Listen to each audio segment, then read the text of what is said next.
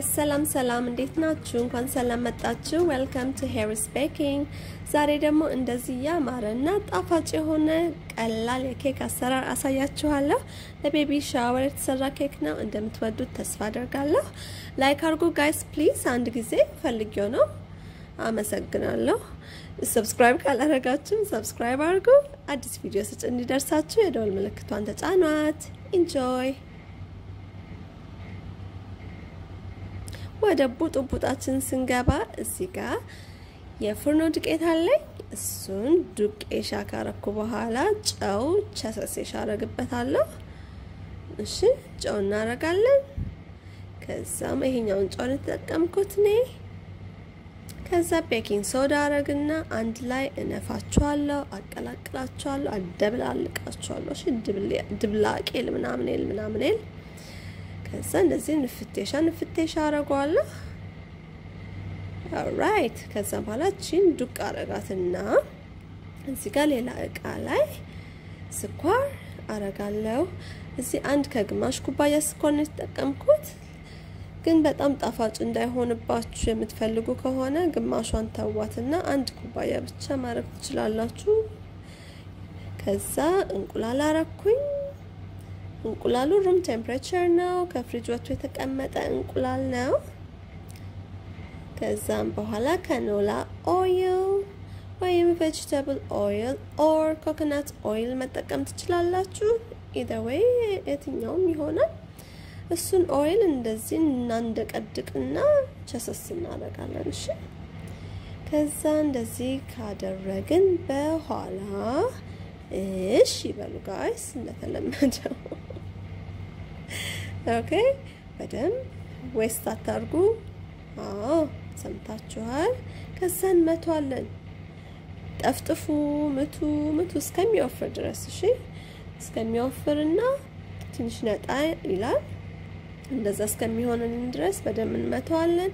በደም እንቁላሉን ካልመታችሁት ብዙ ጊዜ ኬካችን እንቁላል የማለት ቴስት ይኖረዋል። ስለዚህ ለዛ ነው ሚክሲንግ is important ወይም በጣም ጠቃሚ ነው። ከዛም በኋላ አቼቶአችንን ቸሰሴሻ እናረጋለን። ሞይስት እንዲሆን ይጠቅመናል አቼቶ እና it's almost a red velvet recipe አይነት ነገር ነው የተጠቀምኩት። እሺ ለዛ ነው አቼቶ የሚደረገው። ከዛ አንድ ሻይ ማንኪያ የቫኒላ ቢን ፔስት የሚባል ነው የተጠቀምኩት። ከፈለጋችሁ ፍሌቨር መጠቀም ትችላላችሁ። እሱን አንድ ላይ እንጠፈጥፈዋለን እስከሚወፍር ድረስ። አሁንም በደንብ እንመታውና አሁን ሳይዙን ጨምሯል፣ ወፍሯል፣ ይበቃዋል። ከዛም በኋላ ዱቄታችንን በዚህ መሰረት እነሰንሰዋለን ወይም እንነፋዋለን። ኦኬ ከዛ በደንብ እናዋህደዋለን። ላይክ በደንብ ሳይሆን አክቹሊ በስሱ እሺ በጣም አታዋህዱት። ምክንያቱም ዳቦ አይነት ነገር እንዳይሆንብን ብዙ ጊዜ በጣም አታዋህዱት። ትንሽ ብቻ ኮምባይንድ እስከሚሆን ድረስ ብቻ ነው እናዋህደው። it's okay ከዛም በኋላ ወተቱን እናረጋለን ወይም ውሃ መጠቀም ትችላላችሁ። እያፈራረቀን ወተት ዱቄት እያረግን እንደዚህ አድርገን ሙሉን እናዋህደዋለን ማለት ነው። እሺ that's it በቃ ይበቃዋል። ሄሪዬ በቃሽ ይበቃሻል። እሺ ብዙ አትምጡት።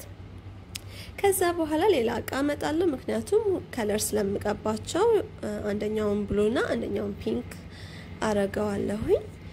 ስለዚህ እንደዚህ እንደ ባለሙያ ሴት አካባቢን ከጠራረኩኝ በኋላ ከፋፍለዋለሁ ማለት ነው። እንደዚህ ኦኬ ኦልሞስት እኩል ለማድረግ ሞክራለሁ። like so looks good okay ከዛ አንደኛውን ፒንክ ቀባዋለሁ። የምጠቀመው ከለር የፉድ ማነው ጄል ፉድ ከለር ነው። ኦኬ ፒንክ ጄል ፉድ ከለር። ከዛ አታብዙበት። ኦኬ እዚህ ጋር ትንሽ ያረጋችሁ እዩት። እኔ ትንሽ በዛ ያረኩበት መሰለኝ ግን it's okay it is what it is ትላላችሁ።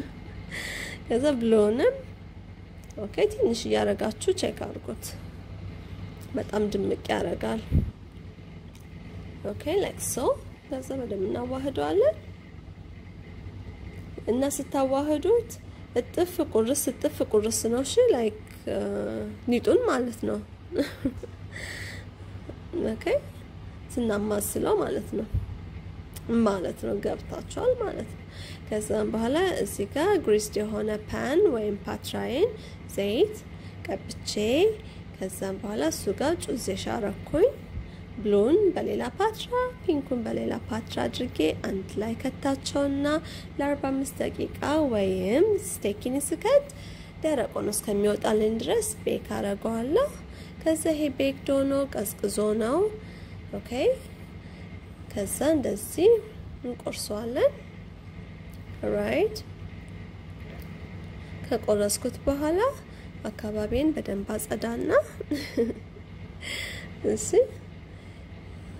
ኬክ ቦርድ ላይ ካስቀመጥኩት በኋላ እንደዚህ በወተት አርሰዋለሁ ስኳር እንዳይበዛብኝ ብዬ ነው ብዙ ጊዜ ሌላ ሲረፕ የማልጠቀመው ኦኬ በወተት እንደዚህ ካራስኩት በኋላ ክሬሜን አርጌ ከዛም በኋላ ለቀልቀዋለሁ ቀባዋለሁ ከዛ ፒንክ ብሉ ያረኩኝ ነው እንትን የምለው አሁን ለምሳሌ ከስር ፒንክ ነው ያለው ከላይ ብሉ አረጋለሁኝ እዚህ ላይ ማለት ነው ኦኬ ከዛ ብሉንም በዚህ በፒንኩ መሰረት ወይት አረጋለሁ ወይም ወተት አረግበታለሁ ከዛ ክሬም አረጋለሁ ከብሉ ቀጥሎ ደግሞ ፒንክ አረጋለሁ ማለት ነው እሺ ሙሉ ዴኮር አደራረግ ማየት የምትፈልጉ ከሆነ ከላይ ሊንክ አስቀምጥላችኋለሁ ሌላ ቪዲዮ አለኝ ሙሉን ሳረግ የሚያሳይ እሱን መመልከት ትችላላችሁ አሁን ሁሉንም እንደነገርኳችሁ ካረኩ በኋላ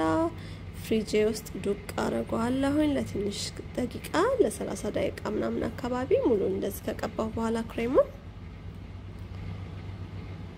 ከዛም በኋላ ከ30 ደቂቃ በኋላ ሌላ ክሬም እሱን ፒንክ እና ብሉ ቀብቻለሁ ለብቻ አሁንም የፒንክ ምንድነው ፉድ ጀል ከለር የተጠቀምኩት መንተባተብ ያለ ነው ውስጤ ነው መንተባተብ ለምዳችሁኛል ባይ ነው ከዛ ማለት እንደዚህ ከስር ነው የምጀምረው መሃል ላይ ካያችሁት በቢላ ነገር ወይም የሆነ ምልክት አድርጌያለሁ ሀፍ ከፍዬ ማለት ነው ከዛ ከስር ጀምርና ፒንኩን እንደዚህ ክብ ሰራለሁኝ ኦኬ ከዛ ይሄ መስመር የሚጠቅመኝ ወደዛኛው እንዳልገባ ወይም እኩል ቀጥ ያለ እንዲሆንልኝ ማለት ነው ከዛ ሙሉን በዚህ መሰረት ከስር ጀምሬ ወደ ላይ ድረስ እንደዚህ ሞላዋለሁ ማለት ነው ኦኬ